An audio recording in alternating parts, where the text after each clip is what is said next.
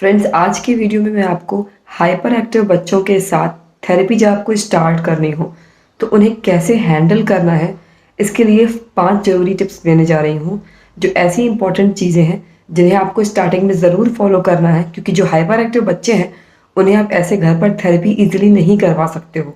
उसके लिए पहले आपको कुछ चीज़ों को उनके रूटीन में शामिल करना होगा जिससे आप उनको कंट्रोल में कर सकते हो और धीरे धीरे करके आप उनके साथ उन कोई ना कोई एक्टिविटी स्टार्ट कर पाओगे। तो मैं अपने बेटे का आपको एक्सपीरियंस बताती हूँ कि जब मैंने अपने बेटे के साथ थेरेपी करना स्टार्ट किया था तो वो 2 ढाई साल की एज का था जिस टाइम पर उसके ऑटिज़म डिटेक्ट हुआ था। और उस टाइम पर हम जब थेरेपी सेंटर जाते थे, पता करते थे कि कौन सा थेरेपी सेंटर सही है, कौन हमारे हिसाब से डिस्टेंस में सही है, तो बहुत सारी जगह पे हम गए। तो उसमें बच्चा पहली बात तो सपोर्ट ही नहीं करता है, क्योंकि वो एज होती है ऐसे बच्चे की कि बच्चा कहीं भी थेरेपी सेंटर पे सपोर्ट नहीं करता है थेरेपी करवाने के लिए। तो कुछ महीने हमने वहाँ पर उसको थेरेपी करवाई। उसके बाद हमने देखा कि बच्चा सही से सेट नहीं है, नहीं करा पा रहा है, तो इससे बेटर है कि हम उसे उसे घर पे कराएं। आने जाने का टाइम भी बचेगा और हम घर पे कराएंगे तो वो बच्चा ज़्यादा मन से कर पाएगा, ना कि वहाँ भी नहीं कर पा रहा है। तो मैंने उसे जब घर पे करना स्टार्ट किया तो स्टार्टिंग में घर पे भी वो किसी भी चीज़ में सपोर्ट नहीं करता था। तो इसके लिए कुछ चीज़ें जो मैंने उसके रूटीन में डेली फॉलो की, जो पहले मैंने कुछ मंथ तक उन्हें फॉलो किया, उसके बाद में वो एक्टिविटी करने पर आया। तो ऐसी बहुत इंपॉर्टेंट चीज़ें हैं जिन्हें आप अपने बच्चे के हाइपर एक्टिव बच्चों के रूटीन में फॉलो करके देखिए, तो आपका बच्चा भी आपके कंट्रोल में आएगा और आपको थेरेपी करने में सपोर्ट करेगा। तो फर्स्ट जो एक चीज़ मैंने फॉलो की थी वो थी वॉक। अगर आपका बच्चा वॉकिंग करता है आपके साथ डेली में, तो आप थोड़ा सा टाइम बढ़ाइए। ऐसे मैंने वॉकिंग करने के लिए 2 टाइम फिक्स किए थे, एक मॉर्निंग वॉक और एक इवनिंग वॉक। तो हम उसे 1-1 किलोमीटर तक ही वॉक कराते थे और 1 किलोमीटर में 500 मीटर जाना, 500 मीटर आना। तो 1 किलोमीटर मॉर्निंग में हो गया, 1 किलोमीटर इवनिंग में हो गया। और आपको ट्राई करना है कि थोड़ी सी वो फास्ट वॉकिंग होनी चाहिए, अदरवाइज रनिंग हो, कुछ भी हो जिसमें थोड़ा सा ज़्यादा फिजिकल एनर्जी खर्चा हो रही है। तो हमें नॉर्मल वॉक पहले थोड़े दिन करनी है, उसके बाद थोड़ी सी फास्ट वॉकिंग मैंने करना स्टार्ट की थी। तो मैं भी उसके साथ जाती थी या तो उसके पापा उसके साथ जाते थे, दोनों में से कोई 1 किलोमीटर मॉर्निंग में, 1 किलोमीटर इवनिंग में, 2 ये वॉक मैंने की थी। और अगर आपको मॉर्निंग में चलिए आपने कर लिया, इवनिंग में नहीं समझ में आ रहा है, तो आप अगर उसको पार्क वगैरह कहीं ले जाते हैं तो ट्राई कीजिए कि उसे वॉक करते हुए ले जाइए। तो इसमें आपकी वॉकिंग भी हो जाएगी और बच्चा भी इंटरेस्ट से जाएगा कि उसे पार्क जाना है, इस उद्देश्य से जाएगा, तो वो खुश होके वॉकिंग करेगा। ये जो वॉकिंग होती है इससे बहुत ज़्यादा बच्चे की हाइपर एक्टिविटी कम होती है और बच्चे के ओवरऑल बॉडी को बहुत ज़्यादा कंट्रोल करता है। तो ये आप ज़रूर ट्राई करके देखिएगा। नेक्स्ट मैं आपको बताती हूँ कि बच्चे जो हाइपर एक्टिव होते हैं उनका मन शांत नहीं रहता है, उनका मन कहीं ना कहीं इधर उधर भटकता रहता है। और ऐसे केसेस में बहुत सारे ऐसे बच्चे होते हैं जिनको ऑडिटरी इश्यूज होते हैं, लाइक उन्हें चिल्लाना या सुनना बहुत ज़्यादा पसंद होता है। तो ऐसे बच्चों के रूटीन में डेली आप म्यूज़िक को शामिल कीजिए। अगर वो सिंपल म्यूज़िक सुनते हैं तो वो सिंपल म्यूज़िक, जितने भी म्यूज़िक्स आते हैं, सेंसरी म्यूज़िक या फिर कामिंग म्यूज़िक, नहीं तो फिर आप गाने, जो भी सॉन्ग्स होते हैं जो बच्चे को अच्छे लगते हैं, किसी भी तरीके के सॉन्ग उसको जो अच्छे लग रहे हैं, जो उसके माइंड को रिलैक्स कर रहे हैं, दिन में एटलीस्ट 2 बार आप उसे टीवी पे ना चलाकर म्यूज़िक सिस्टम में प्ले कर दीजिए और घर में तेज़ साउंड में स्पीकर पे चलाइए गाने। तो बच्चा बहुत ज़्यादा, उसके माइंड को रिलैक्स होता है। और जो बच्चे चिल्लाते हैं या फिर आवाज़ें सुनना बहुत ज़्यादा पसंद करते हैं, तरह तरह की आवाज़ें निकालते हैं, उनका माइंड रिलैक्स होता है। तो जब माइंड से बच्चा रिलैक्स होगा तभी धीरे धीरे वो चीज़ों को लर्निंग करने के फेज में आएगा। नेक्स्ट थर्ड जो हम सब लोग फॉलो करते हैं पर उसे डेली के रूटीन में लाना है, वो है पार्क टाइम।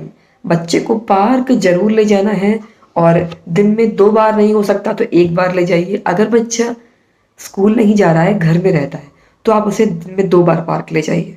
पर अगर घर में नहीं रहता है, सुबह स्कूल जाता है, तो उस टाइम पर आपको उसे शाम को पार्क जरूर ले जाना है, मिनिमम 1 घंटे के लिए, जिसमें आपको तरह तरह की चीज़ें उसके पार्क विजिट में शामिल करनी है। लाइक स्विंग काफ़ी ज़्यादा कराना है, क्योंकि स्विंग करने से बच्चे के प्रोप्रोसेप्टिव इनपुट मिलता है। जो बच्चे के सेंसरी इश्यूज होते हैं, बच्चे हिलते डुलते रहते हैं, अलग से ही वो इनपुट चाहते हैं हिलने डुलने का, वो उन्हें उस स्विंग वाले झूले में मिलता है, तो स्विंग ज़रूर कराइए, स्लाइड करवाना, और भी जिस तरीके की तरह तरह की चीज़ें होती हैं जो चढ़ने उतरने वाली जो भी एक्टिविटीज़ होती हैं, उन्हें आप बच्चे के साथ खुद शामिल होइए, साथ में करके दिखाइए, आप भी करिए, तो बच्चे और इंटरेस्ट से करेंगे।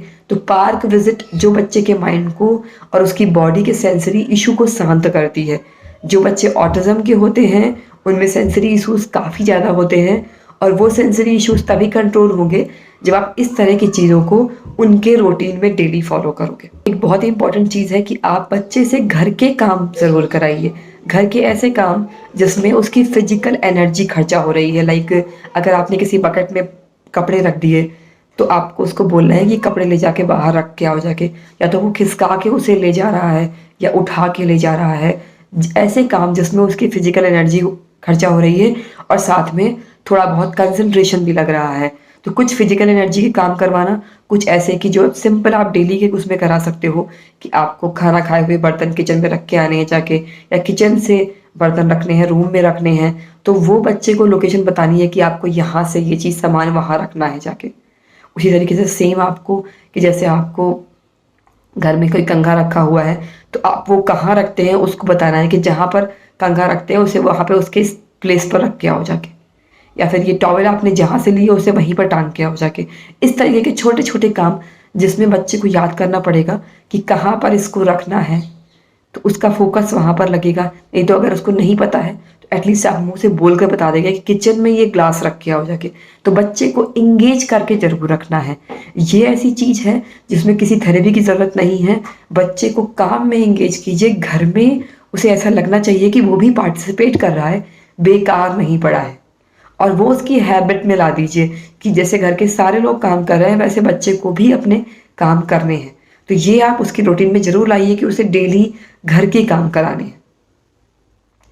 तो ये 4 पॉइंट हो गए। इसके बाद जो 5th पॉइंट बता रही हूँ वो बहुत ज़्यादा इम्पॉर्टेंट है, आप इसे फॉलो करके देखिएगा। बच्चे में ज़रूर 1-1.5 महीने के बाद विजिबल चेंजेस आएंगे। वो ये है कि बच्चे का एक रूटीन फिक्स कर लीजिए और उसे भी पता हो कि उसका क्या रूटीन है। लाइक सुबह उठ के उसको ब्रश करना है, ब्रश के बाद उसे अगर वॉक करने जाना है तो वॉक करने गया, उसके बाद जो भी उसको ब्रेकफास्ट करना है, फिर अगर उसको जो भी नहाना है या एक्टिविटी टाइम है या फिर पढ़ाई करनी है, तो जो एक रूटीन में सारी चीज़ें होनी चाहिए कि हाँ अब इसके बाद वो ये करता है, इसके बाद ये करता है, सारी चीज़ें फिक्स हैं।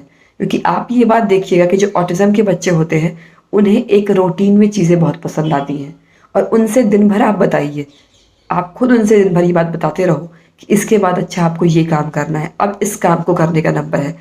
जो काम चल रहा है उसके बाद आप नेक्स्ट वाला काम उनको बता दो कि हाँ अब हमें इसके बाद पार्क जाना है, हम ये काम कंप्लीट कर लेते हैं। तो अगर आप डेली डेली आप बताते रहोगे, बच्चा थोड़ा बहुत भी बोल लेता है तो उसके माइंड में चीज़ें पूरी तरीके से स्टोर है। वो आपको भी थोड़ा थोड़ा बोल के बताएगा कि अब मम्मा मुझे खाना खाने जाना है, या अब पापा के आने का टाइम हुआ है, या फिर अब मेरा पार्क जाने का टाइम हुआ है।